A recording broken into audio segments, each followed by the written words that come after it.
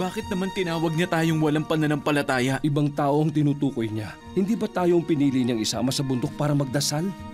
Oo. At hindi ba tayo rin yung mga nakatulog? Yung hindi kayang manatiling nagdarasal, katulad niya?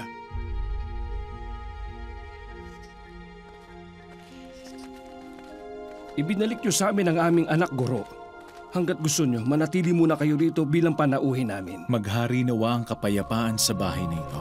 Pedro, samahan mo kaming kausapin si Jesus. Sinubukan namin pagalingin yung bata kanina, tulad ng pagpapagaling namin sa iba. Pero ayaw siyang iwan ng masamang espiritu kahit inutusan na namin yun. Mukhang merong problema. Bakit hindi niyo tanungin mismo si Jesus? Guro, bakit po hindi namin napalayas ang masamang espiritong yon? Mapapalayas lang ang ganong uri ng espiritu sa pamamagitan ng panalangin. Bakit? Kulang ba tayo sa panalangin? Bakit hindi natin magawa? Maliit ang inyong pananampalataya.